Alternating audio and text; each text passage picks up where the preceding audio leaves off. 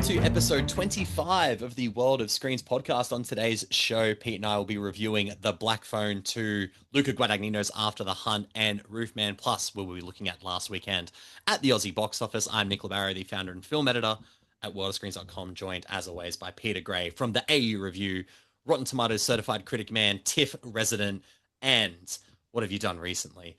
Talker two of many a celebrity this week. That's Yeah. all I could muster up. Yes. No, that is fair. I have a I have a talking to a lot of a lot of people this week. Still a few to go.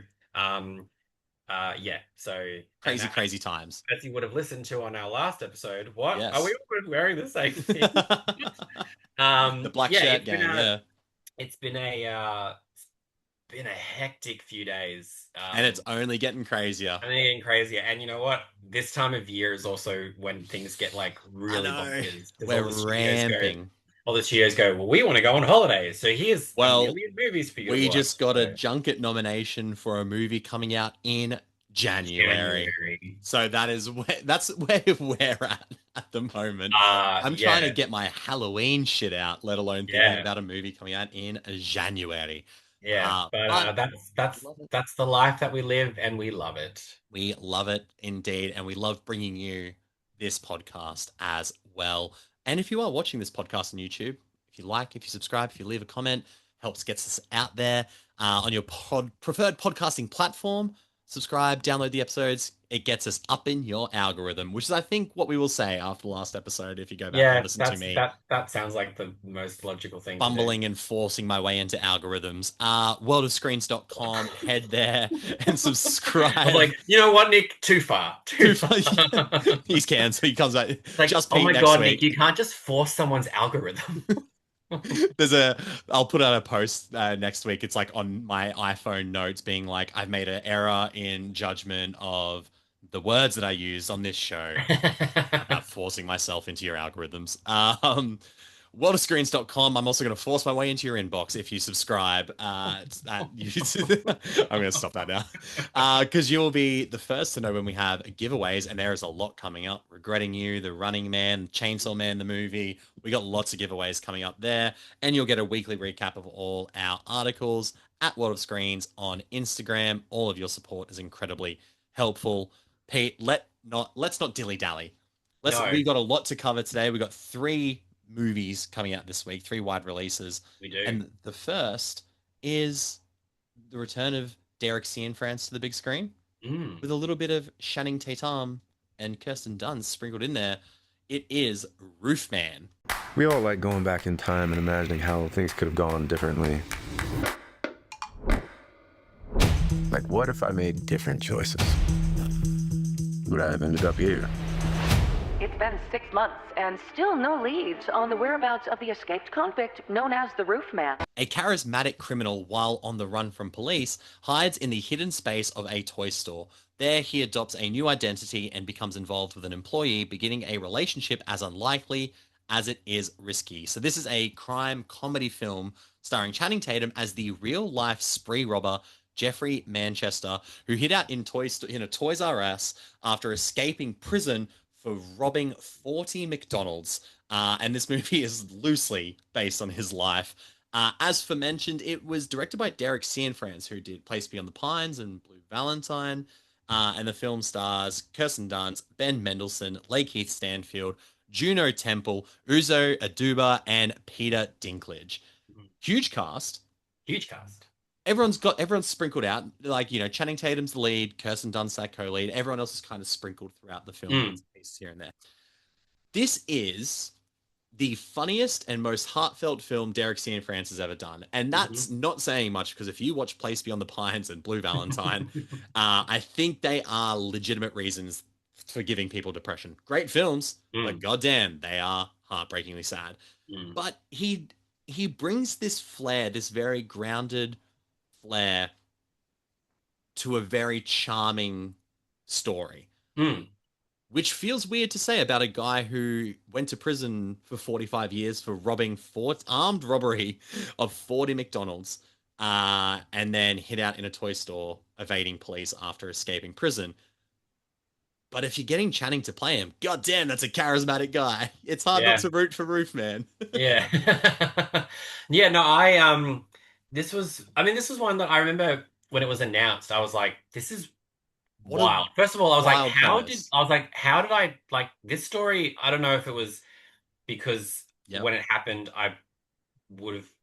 No, it happened in early It's the 60s. early 2000s. Yeah, yeah. Yeah, so I was like, so maybe it was just one of those things where I was just not up on the news or not. But I was like, I just felt like this story did not make a lot of waves here. I Like, I don't don't think remember so. hearing about It it. seems like one of those things that would have been on the morning news at like the segment just before they go to ads. Like, in a crazy story out of the Yeah. United States, a Yeah. man who He robbed was found, 40 yeah, robbing McDonald's, McDonald's. Like, living on a diet of peanut M&Ms. Like, everything about this is insane. yeah.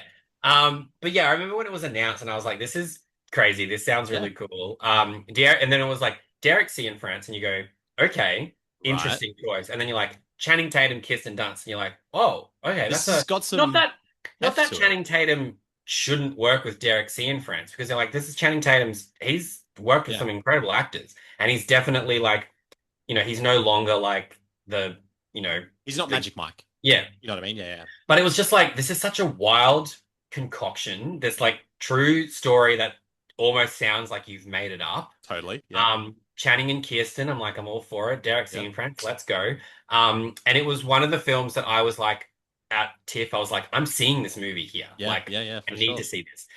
Very thankfully, I got a ticket to it. I was very fortunate to speak to Mr. Tatum and Yeah. Miss Dunst and Mr. Stanfield.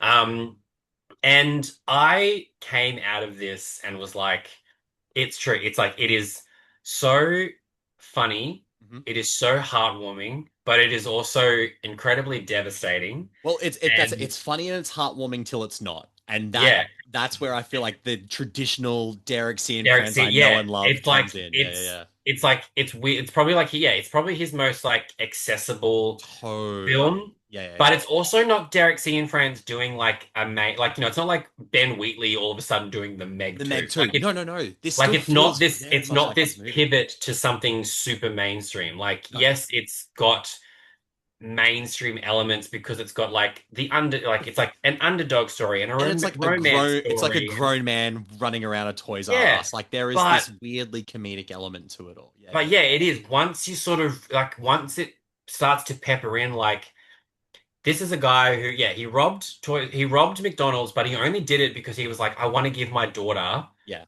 a good life. And Yeah. his friend, like Keith Yeah, Stanfield, yeah, because yeah. they were in the army They were in the together. military together. Yeah, yeah. And he says, like, he's like, you've got such keen observation skills. Mm. So basically, he's like, you gonna do anything with that? So Channing Tatum, like, or Jeffrey, sees how you can get into a Well, McDonald's, he and he's picks up on like, like the routines and the patterns yeah. and stuff, and then he's like, So he oh, does I can. that. Yeah. And then we obviously see when McDonald's employees walk in on him. Hmm.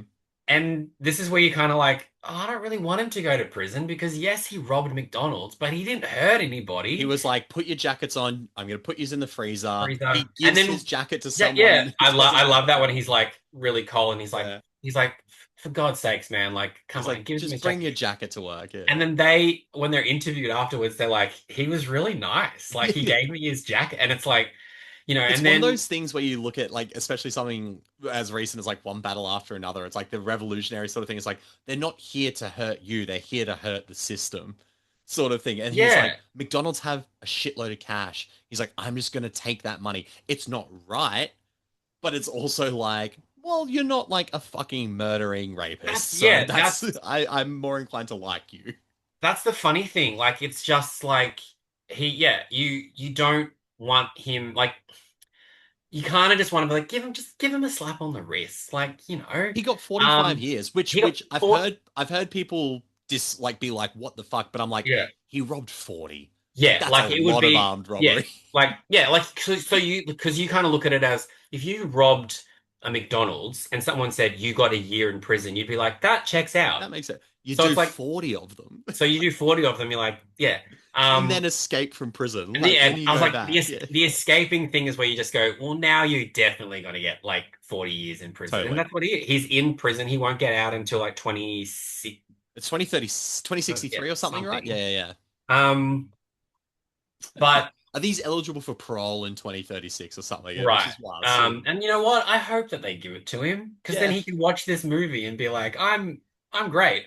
But then I love that it has this like meet cute situation with Channing and Kirsten and like how he's like running around Toys R Us and he uses like the baby monitors for Yeah. security cameras and he's able to like Peter Dinklage as the boss is such a dickhead that he's like, I'm gonna I'm gonna fuck with change him things and doing around stuff. Yeah.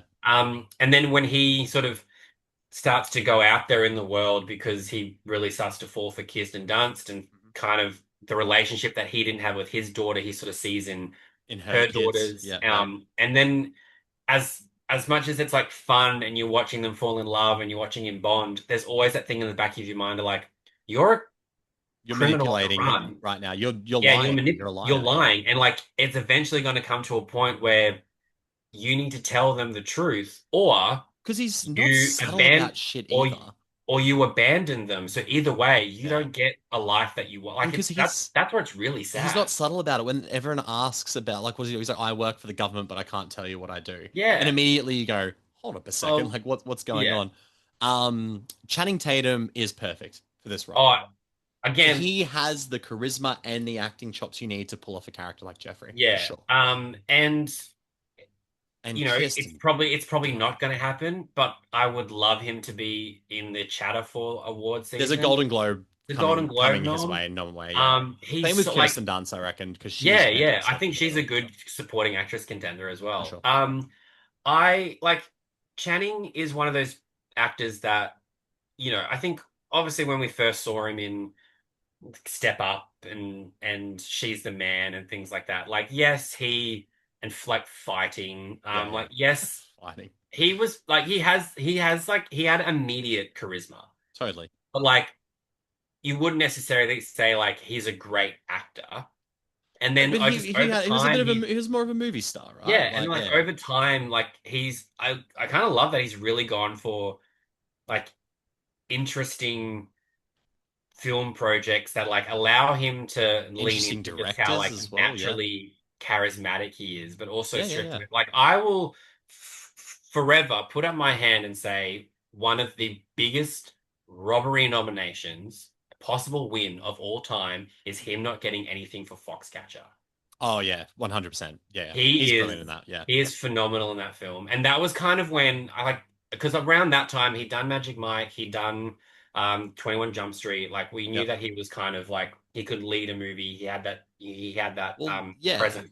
But like Foxcatcher was when everyone was kind of like, "Oh, you're like Which is you're a genuinely great actor." so funny to think like that's when because obviously he's great in 21 Jump Street, but he gets to flex more of the comedic muscle. But then he does stuff like that he did Foxcatcher, and then he had the Hateful Eight as well. He's brilliant in the Yeah. Hateful Eight, Hail Yeah. Caesar, Logan Lucky. Like he's fucking good. Dog is brilliant, which he co-directed. Um And But Blink like Twice, Hail Caesar was not a film that I particularly vibed with, but he's but he's undoubtedly got the best the best scene in that sequence in film. it. Yeah, 100%. Yeah, Dog was like so good. Really great. I know Nick and I are both defenders of Magic Mike's Last Dance. I think that movie's great, and I think he's Yeah, brilliant. I think him and Selma Hayek, yeah. bam, love that Um, movie.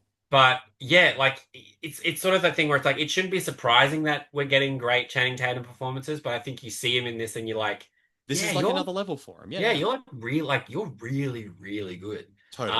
And And you know, and the Kirsten Dunst whole has always movie's had on his shoulders as well. That's the yes. thing, Yeah, like right? this is one where you're like, if this doesn't work, like if he doesn't bring us in, if we don't like him, this movie is done. Because And kind thankfully, of, Channing Tatum is inherently oh, likable. totally, Yeah. 100%. And he makes this character likable. Like, I think the Derek Cianfrance of it all kind of wins you over anyway, because he has a very unique to him directing style and aesthetic that Mm. I really like. But it really hinges on the fact that the character of Jeffrey needs to work, and Channing brings that. And then the chemistry with Kirsten Dunst, and you just believe her as such a grounded, like just a mum, just fucking battling Trying to, a yeah, church mum too. So you're like, God, you're just a sweetheart. Like, yeah. I don't want you to get fucked over, but it's That's it. You're happening in like real the whole time. time you're like, damn, we know that this isn't going to end well. And Yeah, the last 15 minutes of this film is devastatingly good. sad. Yeah. So big Yeah, recommend for us, and definitely yeah. worth seeing in the cinemas too because it looks great. Great It film. does look, yeah, like yeah, it really does, yeah. So that's Roof Man. Let's jump into the second review before we go to the Australian box office for the weekend. And the second film we're reviewing is Luca Guadagnino's After the Hunt. So are you going to tell me why this is not true? Everything about this feels like a cliche. She's exploiting this shallow cultural moment. I used to think I could rely on myself, that I could trust my instincts about people, about myself. Now, I'm not so sure. I support whatever you choose. A reporter approached me. Don't tell your story to someone who just wants to turn it into something they can sell. That's your logic? I mean, that's just so... A college professor finds herself at a personal and professional crossroads when a star pupil levels an accusation against one of her colleagues and a dark secret from her past threatens to come to light. So this is a psychological thriller, questionable, directed by Luca Guadagnino and written by Nora Garrett in her screenwriting debut.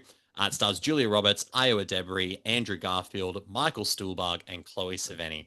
Um, Luca. Challenges, fucking great. Queer. I appreciated it more than I liked it. However, After the Hunt is his third feature film in 2 years, and he already is filming his next one, and he was signed on for Sergeant Rock for the Mm. DCU. Luca rarely misses. Call Me by Your Name. I'll Defend Suspiria. I'll I Am defend, yeah. Love. Bones and All. After the Hunt is a rare Luca Guadagnino miss for me. Are we concerned that he is going for quantity over quality at the moment? Like after the, because Queer was another one that yeah, like it's one of those ones I appreciate more than I liked it, and I felt terrible not liking Queer because I was like, oh, it That's a felt like a hate crime, movie. Pete. It is, it really is. But yeah, I walked out of Queer and was like, don't particularly, Didn't vibe with it, yeah. yeah, I don't really like where it Well, went. because it's also not in. Sorry, I shouldn't. I was gonna say it's not inherently a gay story. It is a story of a gay man, but it's not like the every gay experience, right? It's No, very yeah, specific like about an expatriate man in approaching his 60s who is so cripplingly lonely. yeah, You can do yeah, that but gay or straight. It just happens to be about a gay man. yeah, but yeah, and like After the Hunt is one of those ones where on paper this seems like it should work. Oh, Like this cast is yep. stacked. And really ultimately the cast, like, they are the least of this film's problems, Agreed. really. Yeah, no, fair. Um, but It's this it's is like it's very societally, politically very very very relevant. topical story, very Yep. relevant. And the idea that we have an accusation like lobbied against someone, and the film very much delights in the fact that we're like, is it is she telling the truth? Is he Big innocent? time. Like, Yeah. and We then are it's given no answers as the audience, yeah. especially early on. It is Io Debris comes with an accusation against Andrew Garfield to Julia Roberts, and of course she's a young black woman at Mm, Yale University, who we discover is very much sort of like Julia Roberts' protege to an extent. She's doing a PhD yeah, in philosophy. yeah. So there's this connection there. Andrew Garfield and Julia Roberts have this interesting connection because he's kind of her former protege, but he's now a professor. But Mm. you get this idea that maybe there's been some stuff in the past with them, despite Julia Roberts being married to Michael Stuhlbarg, who is innocent and the MVP of this film. He's absolutely the Um, MVP, yeah. and then Julia Roberts is harboring this secret Yeah. that we don't know, we don't find out till very much later in the film. Mm. So there's a lot of intricacy and there's like a lot of layers to this as well. Yeah. Not explored well enough though. No, This I think movie is so much more surface level than I think people are expecting from a Luca Guadagnino film, yeah. in which he managed to make a horny tennis three-way super layered and super intricate, and you believe Yeah. so much about these character dynamics. This time around, it is these caricatures of these fucking annoying university intellects who fucking talk about Nostradamus and Sisyphus and fucking Freud like they're all jerking off over philosophy books, and it's 25-minute conversation about that, and I'm like, I don't give a fuck. Yeah. you get some character dynamics from it, but you can do it in half the time. Yeah. That's just me. Yeah. Anyway. No, I think one of the things that, like, as interesting as it is that, you've got Julia Roberts kind of in the middle of it all, because yes, Totally. she has a relationship with Io Debris, she has a relationship with Andrew Garfield, and she's like, I want to believe my student, but I also want to protect my friend. So it's like that's interesting. But at the same time, and like this is one of those things that I sort of was reflecting more and more as I was sort of like writing my review for it. And I'm like, Hmm. I think because the film is through Julia Roberts's lens, Yep. it kind of, I feel like this is the wrong word, but it kind of like cheapens what's happening, because it's like we never get an outside like we it's like It's we're getting an outside perspective, but we're not, because she's so close to it. Um and and yeah, because of this secret she has, yes. which is not explored until later in the film, there is a Yeah. far more interesting story happening outside of her for the That we first fucking hour and a half of this Yeah. movie that is not explored. Yeah. And it's frustrating as hell to watch. Yeah. And I think it's what, like, because when Io Debris' character like tells Julie Roberts that she's been assaulted, and she also tells it in a way that's Did you find that like scene tonally very odd? yes, I like when didn't. she I tell think Aya Deborah's a great actress. oh That yeah, scene was not good.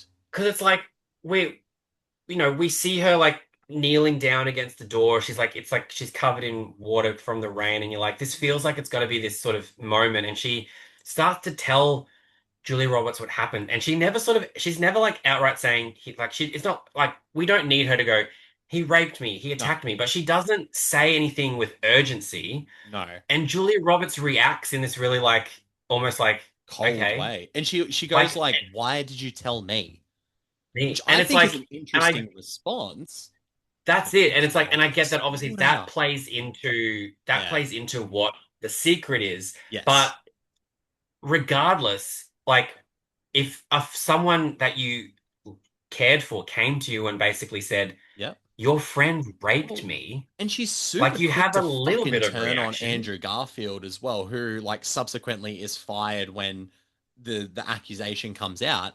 And Yeah. she's so quick to just be like, all right, well, I'm gonna cover my ass and just go for this side of the story, which again is like, well, okay, but why? And then you find out why, and you're like, yeah, okay, but this is not the interesting story to be telling. And I also think, and she like, it's like, all right, we know that Andrew Garfield loses his job.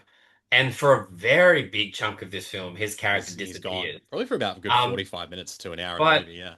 then it weirdly becomes about Julia Roberts' character like losing her job, and the reason Yeah. she loses her job is her Her own own accord. doing, and Yeah. you're almost just like, I don't necessarily think that did any No. like it's weird, because there's It's like too much happening. there is such an interesting story here, and Agreed. all of these characters are going through very, very interesting, intricate things that you're like, God, I want to explore it. And for some reason, exploring them all together means they all don't get the attention they Yep. deserve.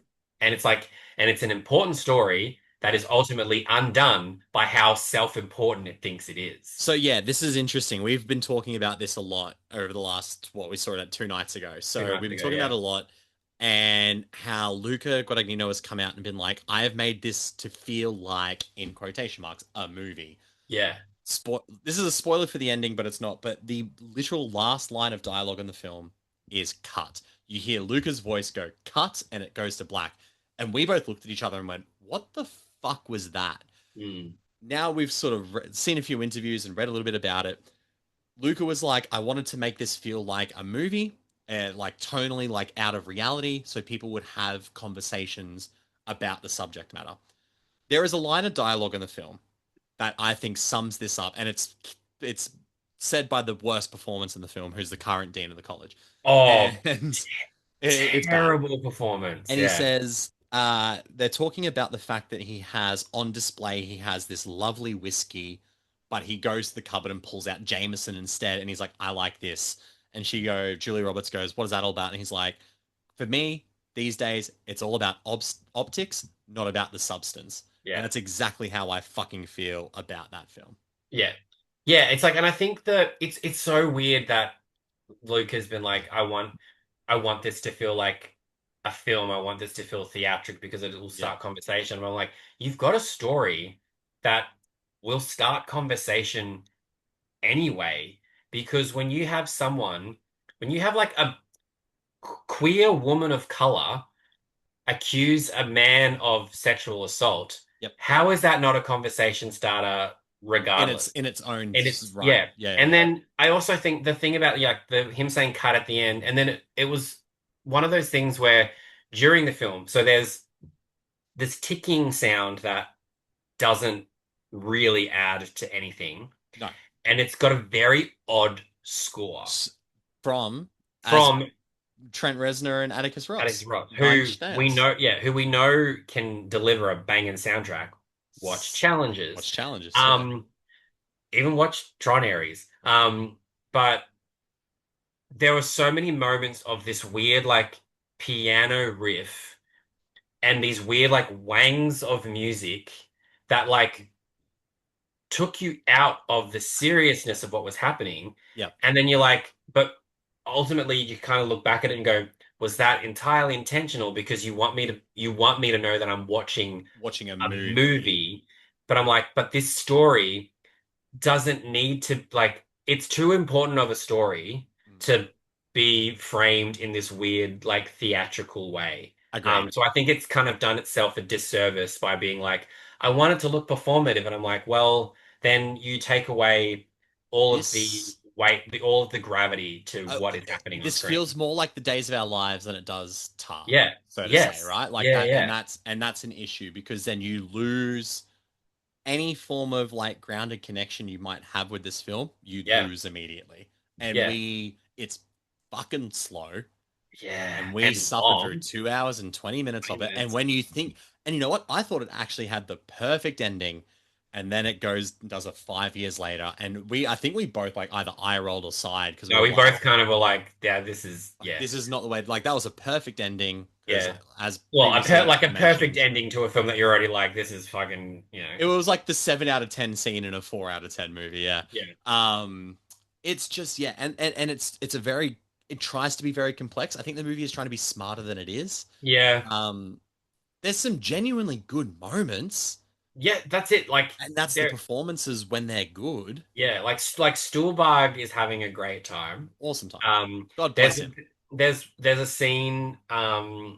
a scene where Julia Roberts is sort of like practically like That's berating her right. students, and it's like Really we were great. both like Yeah. we both literally turned to each other Yeah. after the Yeah. thing. We were like, that was a good scene. That Like was a that, great scene. Yeah. yeah. But yeah, like I also sort of think like for people that like I just think, what about someone who has been assaulted or someone who has been accused?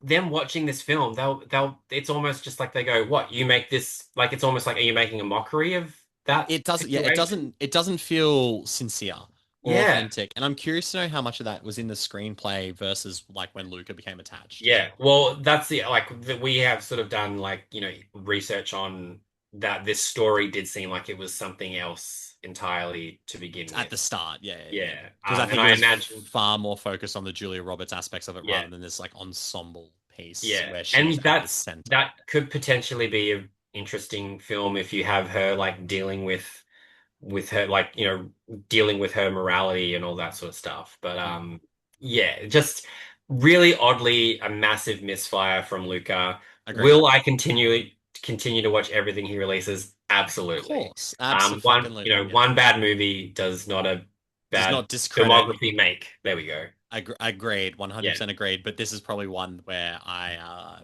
won't recommend people to rush to see it No. at the Yeah, see it start. like it's one of those things. If you want to see it, then that's on you, but don't say you haven't been warned Yeah, because there have been yeah, we've both had conversations where yeah, with people prior and people after, and it's like, oh yeah, like that yeah. was not, yeah, Not yeah, the movie we thought it was going to be.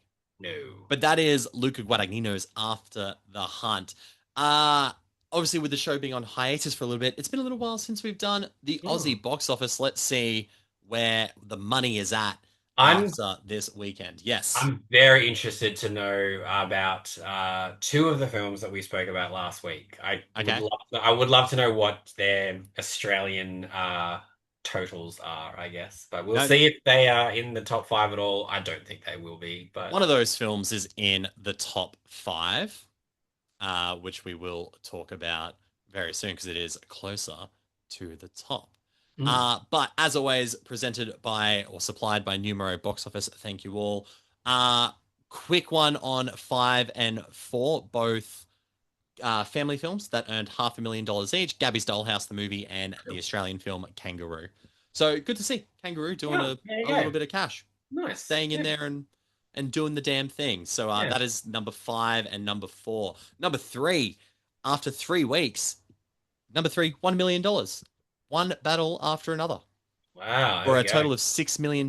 Now, we didn't think this was going to be a box office juggernaut, No, but but I think $6 million is pretty modest for and Australia. it's I think it like there's been a lot of chatter about how this film has been framed as a success when it's really not. Totally. Yep, yep, yep. But I think $6 million in Australia for a near 3 hour Paul Thomas Anderson movie that is not really accessible to like the general audience Yes. is pretty bloody great. Pretty great. So I'm happy Um to see that it's still in yeah, there after yeah. 3 weeks towards the top of the list, and it's Yeah. still So making that over a means million. that would have been number one when it opened, right? Let's have a quick Like look. that would have debuted. If it's 3 weeks in the top three, surely it's been. Surely it's been up there, yeah, because it didn't really open up against anything else. Let's see, we'll go back. So Pretty it sure came that out would have been. on the end of September, Yeah, correct? 25th. No. Debuted at two. Debuted at 2 after the number 2 movie, which is The Bad Guys 2, which earned Wow. $1.3 million. So no, yeah, one battle after another There we came go. in at number 2 for those first 2 weeks. 1.8 million, and then where are we? 1.48 million That's a second very week. it's had very small drops. That's very Very, nice. very small drops, which is Yeah. great. So, Yeah. yeah. So Bad Guys 2 also in there. That's made about 14 million in Australia, but Oh, good stuff. good Yeah, stuff. we And love that's it. at number 2. At number 1, debut weekend, $2.2 million, Tron Ares. Areas. There we go. Modest. It's actually, that's probably on the lower end, to be fair. Like, we've had But movies that's opening for still $4 to $6 million, but still pretty good it's overall. still all right. Is it going to Um, turn the needle for more Tron in the future? Probably not. no. Can I just ask Yeah. where Smashing Machine and him are sitting? So Smashing Machine did not even crack the top. Top 10? Let me have a quick look. Like, I'm not surprised that it didn't. No, so because that opened. Oh, actually, that's the wrong It week. opened So October 2nd. yeah, let me have a look for that week. So that was the same So week as him. not that week there, but maybe this week here, weekend box office. So and that's the same week that Taylor Swift, Life of a Showgirl, or was it the official release of That's Party of a right. Showgirl, made $2.8 million. Smashing Machine opened Ooh. at number 9, $420,000. It was beaten by the Avatar Way of Water re-release. Christ. So it came and it went. But also, that makes me happy. That means Taylor Swift completely dropped out of the top five, so suck it. It was just a weekend release. It only Yeah, played for but 2 days. Yeah. still. So yeah, you're like, fuck that movie. So him didn't even open in the top 10, did it? No, Oh, did it not didn't even make crack top the top 10. No. Wow. Wild, hey. That sucks. That does suck. I really thought it might be one of those ones that, maybe it gets to like number 6 or 7 or something. Did not even crack. That's, So man, that's disappointing. that is hectic, actually. Yeah, now we think about it. It's made 27 million worldwide on its $28 million budget so far, currently rated at 69 in the worldwide rankings. Yeah, which is upsetting. It is upsetting. Not ideal. But that is, yeah, Tron Ares at number 1. We will see how it goes up against After the Hunt and Roofman. I don't know if it's going to get dethroned by those. No. But it may get dethroned by our third and final review of the episode. Like, yeah, it's a good chance. It's a good chance for Black Phone 2. Have you heard of the grabber? Or killed him? What happened in that basement really changed it.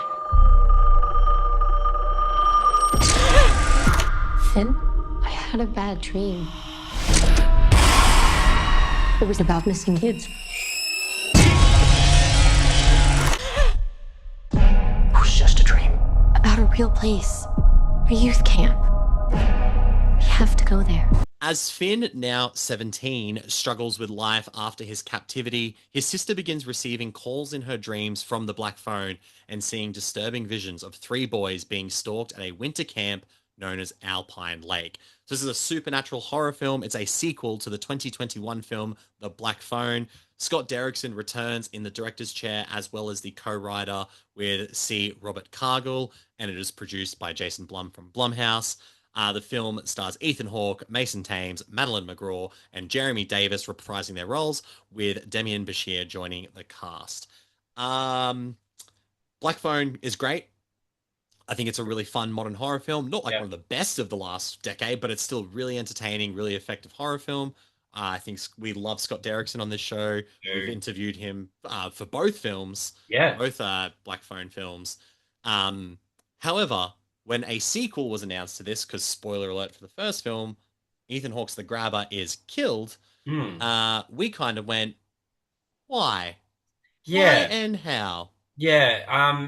It was one of those ones that I was also, like, it made me a little bit more comfortable that he returned as director, but when it was first announced, it felt like one of those movies that you're like, Scott Derrickson's not going to return to direct it. I thought for the longest time he wasn't directing it. Yeah. But yeah, it was not a film that it didn't need a sequel at all. Agreed. 100%. It was a very self-contained, it was based on a short story. It had a definitive ending, and it was like, that's great. Amazing. Super creepy, super violent, super, very well done. And then, it was announced, and it was a bit like, I don't know, but at the same time, obviously I'll see it. Oh, 100%, yeah. And then the trailer came out, and I believe you didn't watch the trailer. I didn't watch the trailer, no. So I had seen I watched the trailer once. Okay. And was like, I like where this seems to be going. Okay. It's we like the Elm Street vibes that this is giving us. Yes. And then Nick and I were very, very fortunate. We both got to speak to Scott Derrickson and Madeline McGraw again for this film. Yep. So it meant that we were very luckily given an early screening of the film. Yeah, we saw it two or so weeks ago, I think. Yeah. And we I wouldn't say, it's not that we weren't excited for it, but I think we both kind of walked in we don't know what to expect. We don't know what's going to obviously by the time we walked in, reactions had come out from Fantastic Fest. I think it premiered at Fantastic Fest, yeah. And the reactions were very good. Good. And we're like, okay, good. But also we know how sometimes what they can be like. Sure. But then sometimes we're part of the reactions and we tell the truth, so it's fine. But yeah, it didn't take very long for both of us to just be like, oh shit, this is good. Scott Derrickson is fucking cooking here. And was like, you want to see kids in peril? I'll give you Kids in Peril. Holy shit. This movie is so brutal towards children. It is messed up, but it's effective, and it's unsettling, and it's scary. And it was, talking to him, he did say, the more that we were sort of navigating everything, he's like, I realized that the Elm Street vibes were very much coming in, which is why there are certain sequences in this film that have this really grainy Super 8. All filmed on Super 8 cameras, and that is so effective. And the sound design of those scenes is super really effective. Really scratchy. It really makes the film feel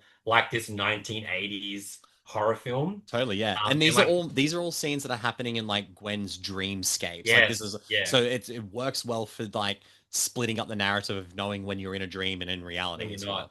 well. And but yeah, and I feel like the 80s were like that time in horror when I feel like there was just this like unabashed mentality of like, yeah, we're gonna like we'll just kill whoever. Like we Everyone, don't, yeah, like they kill man, woman, or everyone. child, if you're in a horror film in There's the 80s, you're getting yeah, killed. there's this like like not that like this film, not that this film is like practical effects. Obviously, there are some CGI moments, but like Yeah. 80s films have that real like Yeah. just bloody Just practicality. And grittiness and a bit of fucking this film, violence. when it goes for its violence, it's pretty violent. It's very violent. So It's I more brutal than the first film, yeah. violence wise. So I just really like I really vibed with the fact that this was like we're just gonna make a really dark Yeah. horror film. We're gonna throw in a lot of emotion for you. Well, yeah. Let's talk It's about that it's because got some really oddly funny moments to but break so it did the up. first But one. Like the first yeah, one had a lot of humor to it as well, and but I a lot think of that is that Gwen. A lot of that is yes, Madeline McGraw. that all comes down to Miss Madeline McGraw, who like we'll say that we're absolute fans of. She Oh, is just one of the she's most personable yeah, actresses you could ever so meet. energetic, and she's like a light up the sort of room sort And of person. Yeah, she yeah. loves like she loves the genre She too. loves this genre. Right. She, I think it's safe to say, is also the lead of this film. Yes. This is Yeah, yeah. Gwen's Like this, movie, and finally. it seems like, after the first film, you're like, it kind of makes sense because like Mason Thames, Finn is like, I survived this horrific situation, and even though kids are still trying to contact me, he's like, I can't, like, I Well, just he's can't be dealing with the that guy. trauma of it all. Yeah. He's incredibly fucked up from the events of Yeah. the So first it's film. like this film sort of looks at like I guess like the trauma of surviving something, and then Gwen's got like the trauma of like generational inheritance because like she's her Well, we mother. learn that she gets it from this gift of the dreams and the clairvoyancy, I guess, of it all. Yeah. She Yeah. gets from her mother, but her mother starts contacting her from the dead. Yeah. And so and she's a young girl. She's like barely 14, 15 in this film. So Yeah. she's dealing with that as a teenager as well. And she really becomes lead. But then she also the way the grabber comes back and then that Nightmare on Elm Street sort of vibe and the way he's pissed off that Finn killed him. So he's like, Yeah. I'm gonna get you, Finn, and I know the exact only way to do it is to Is fucking to try and kill take your your sister in sister. her Yeah. dreams. Which leads to one of the most exciting and terrifying set pieces in the film in the kitchen, Oh yeah. where you Yeah. see the grabber attacking Gwen in the dream, and then you watch everyone watching Gwen get attacked and see nothing around her. It's really well done. It reminded me a lot of uh it's not Nancy. It's the best friend in Nightmare on Elm Street Nightmare on Elm Street, yeah, yeah, when she's getting attacked on the bed yeah, and yeah, she yeah. just goes up. That's what it reminded me It's of. very much that. So, It's um, but it's with this the exploration of all the trauma and stuff like that, this is a very sincerely emotional film, and I think it will mm, catch a lot of people off guard. If you were a yes. fan of the first film and you like sort of the foundation it built with the characters, you are probably going to be very moved by this movie. It is about dealing with the death of family and dealing Mm, with the traumatic events that happened in the first film. And Scott Derrickson in the interview I did with him, he said horror was very much a way where he dealt with his fears and his traumas. And he yeah. said he wrote horror and read horror and watched horror to deal with the death of his father. And you can Yeah. kind of see that in this film with the dead mother and sort of coming to terms with that and still finding this supernatural way to connect with her despite the horrible. You find out a lot more about the mother's death, which is just sort of Mm, talked about in the first film, which is which is awful. And it's it's it's it's heartbreaking. it's heartbreaking. And then it makes you even like not that like the grabber was already like a Yeah. horrific character, and then when you realize just what he has done, you're like, Yeah. oh, you're like beyond horrific. Like And then it adds even more substance to the first film and the yeah. supernatural connection that then they have with the grabber as This well, would be really great to watch like both of them like back to back. almost in Yeah. one like in one big like 3 hour movie. Like it Oh, would be really 100%. It'd be interesting. so Yeah. good. Yeah. But it doesn't. It's probably there's some really great jump scares, but it's probably less scary than the first film and more unsettling. It's like more creepy. Yeah, I think And yeah, then way more emotional. Yeah. I agree with that. And then, but I think obviously like a lot of the first film, like like that sort of final set piece in the house, Yep. I will say is probably topped with this film and I'd this say so.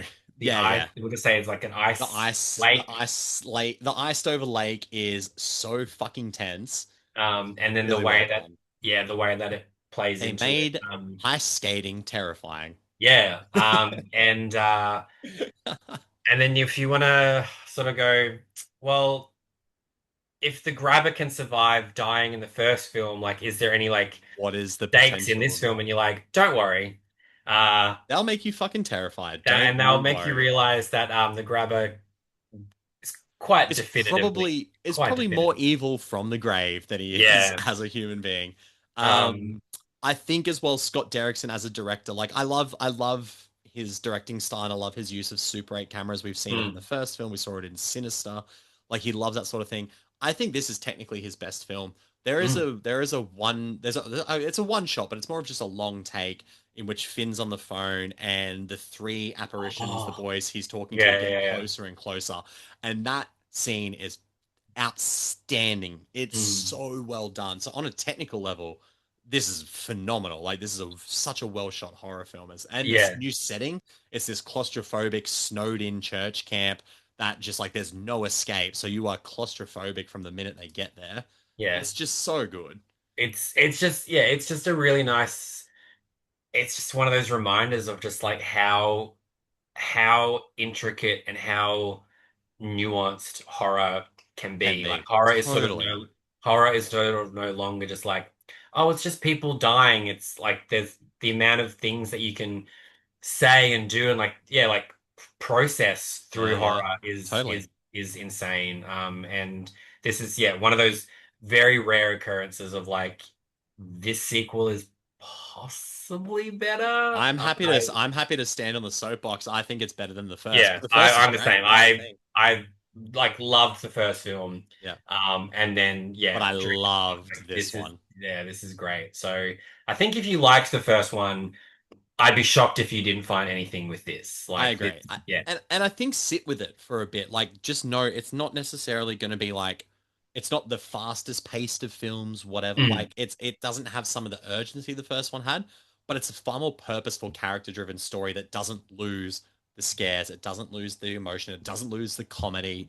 yeah. There is a great scene where Gwen gets to unleash the potty mouth, and it's fucking hilarious. Yeah. Um, so yeah, And it yeah, has. and as Australians, we We were appreciate it. very appreciative of it. Drop of a certain word. Demian Bashir is a great addition to the cast as So well. good. The other two, I can't remember the other supporting actors' names, but Oh, Kenneth and Barbara. Kenneth, well, no, but their kids as well. Like Oh, their yeah, kids are great as well. So I just think this movie rips. Like this is one of my yeah, favorite movies of the year, yeah. and I'm not afraid to say it. I'm afraid I'll say it loud and proud.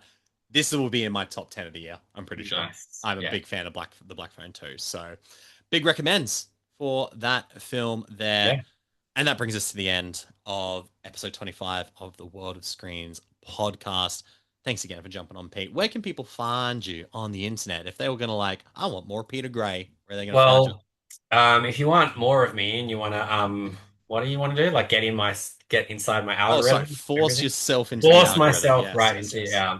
then you can find me on X, and Instagram at RatedPBG and the aureview.com, where lots of interviews and lots of reviews are being pumped out on a daily basis.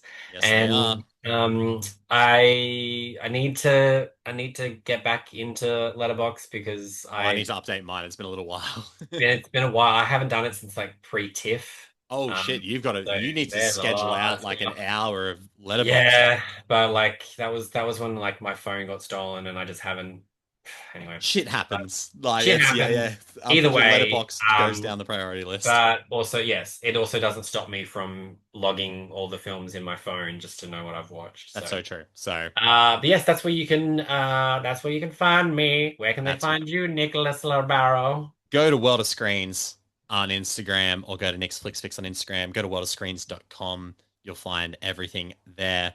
On the next episode of the movie edition, we have a fucking huge episode. This is a massive episode, Pete. Next week is Release City. We have Springsteen, Deliver Me From Nowhere, Mm, Regretting You, mm, Shelby Oaks, mm. Twinless, and Mm. Chainsaw Man the movie Resi Arc. Wow. We have Well, 5 movies to cover next week.